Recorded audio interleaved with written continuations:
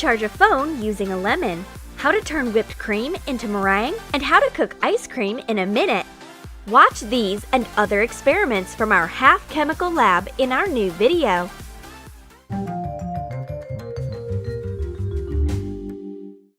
It's a tea break in our lab. Professor Yum Yum drinks tea with lemon, and lab assistant Melissa Googles the newest inventions in the field of unusual chemical experiments. The phone battery is low and the light starts flickering all of a sudden. They must be doing some experiments in a physics lab next door. How should I charge my phone now? A lemon! This is what we can draw energy from. Professor Yum Yum is ready to sacrifice her citrus for science. Cut lemons into 4 parts. Cut copper wire into a few little pieces and strip the insulation off the wire ends and wrap one end of each wire around a yellow zinc screw. Stick the wire pieces into slices of lemon to form a chain. Close the chain with 2 crocodile clips. Connect an LED. Once the chain is locked, the LED starts shining. Melissa prepares the simplest acid battery out of a regular lemon. Connect the LED. It works! Let's check if it will charge my phone. We will make a bigger chain. Connect a charger. Bingo! The phone's charging. Now I will definitely not be in trouble if I end up on a desert lemon island. Melissa wants to make her Fanta colder, but there is no more ice in the entire lab. Then Professor Yum Yum comes up with a plan A. Use nitrogen, liquid nitrogen. It makes everything cold right away. Put on thick rubber gloves to work with it. Liquid nitrogen is non-toxic and non-explosive, but it has a property to freeze any product. This is why you should keep in mind safety measures and never let it get onto your skin. Always work in thick rubber gloves. Pour Fanta into a bowl with liquid nitrogen. It freezes in a few seconds.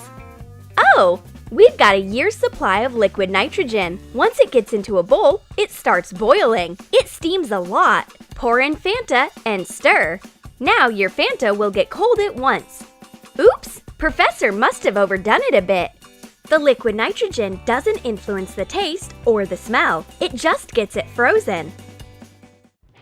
I want to make it a surprise for Professor. I've prepared gummy worms for an experiment. Let's arrange a bath with liquid nitrogen for them. Cover a handful of gummies with liquid nitrogen. They turn into lollipops right away.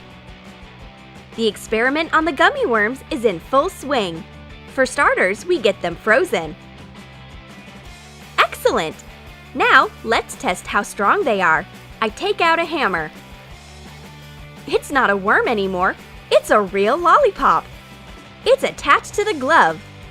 Professor tries to bite it off. I should better eat it at once. Oops!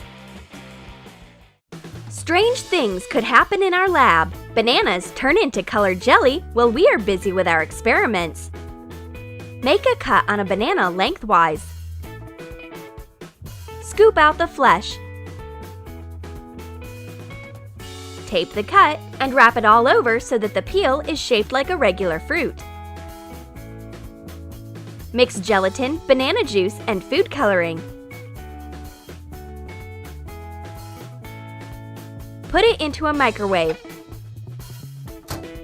Fill a syringe with the liquid jelly and fill the banana-shaped peel. Put the jelly banana into a fridge. Peel the fruit when it cools. Cut the jelly banana.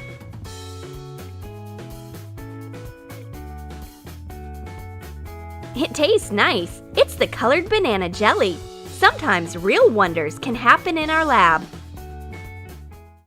Professor Yum Yum gives her assistant a new cup for nice work. She had to give her a remedy against clumsiness. The cup gets broken in a minute. But Professor is ready for such a blow of fate. She starts peeling garlic. What for?